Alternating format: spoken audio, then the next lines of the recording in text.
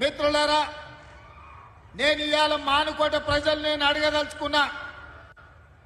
ఈ ప్రాంతంలో 10 సంవత్సరాల నుంచి కారు గుర్తులే అధికారంలో ఉన్నారు.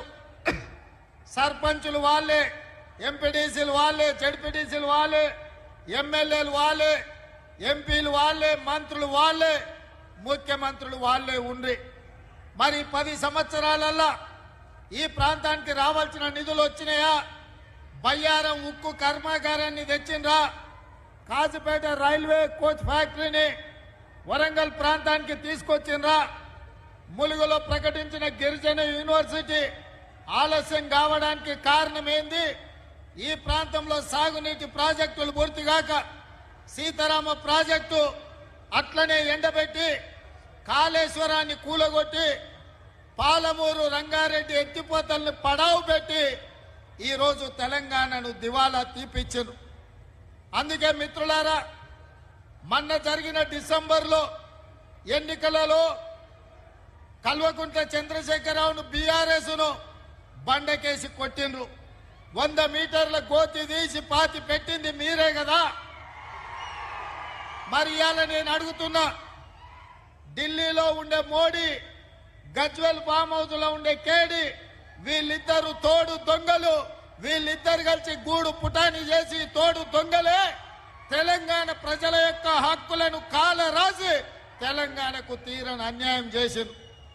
మరి తోడు దొంగలల్లా ఒక దొంగను బండకేసి కొట్టి రెండో దొంగను మీరు వదిలిపెడతారా అని నేను మిత్రులను అడగదలుచుకున్నా. ఇవాళ ఇక్కడున్న కేడీకి మద్దతు పలికింది మోడీ కదా. కాళేశ్వరంలో 1,00,000 కోట్లు దోసుకుంటుంటే పట్టుకొని కటకటాలు లెక్క పెట్టించాల్సిన నరేంద్ర మోడీ, భారతీయ జనతా పార్టీ కేసీఆర్ ఇచ్చే కమిషన్లకు కక్కుర్తిపడి ఇవాళ కేసీఆర్ దోపిడీకి అనుమతి ఇచ్చాడు. అదేవిధంగా పార్లమెంటులో ఎప్పుడు అవకాశం వచ్చినా, ఏ బిల్లు వచ్చినా రైతు వ్యతిరేక నల్ల చట్టాలు, నోట్ల రద్దు, జీఎస్టీ బిల్లు, ట్రిపుల్ తలాక్, 370 ఆర్టికల్ ఇలాంటి చట్టాలు ఏ వచ్చినా పార్లమెంటులో నరేంద్ర మోడీకి అండగా నిలబడి బీజేపీని గెలిపించింది బీఆర్ఎస్ ఎంపీలు కాదా? మీ స్థానికంగా ఉండే మాలోతు కవిత కాదా అని నేను అడుగుతున్నా.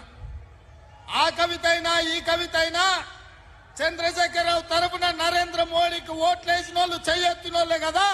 ఇవాళ మళ్ళీ ఏ మొహం పెట్టుకొని ఓట్లు అడగడానికి వస్తురని నేను అడుగుతున్నా. తండ్రిని ఇంటికి పంపిర్రు, తండ్రి కథ అయిపోయింది, ఇక బిడ్డ వంతు వచ్చింది. బిడ్డను కూడా జూన్ 1 తారీఖు నాడు ఇంటికి పంపించే బాధ్యత మా కాంగ్రెస్ పార్టీ కార్యకర్తలు తీసుకుంటారని నాకు సంపూర్ణమైన విశ్వాసం వచ్చింది. అందుకే మిత్రులారా, ఇవాళ ఈ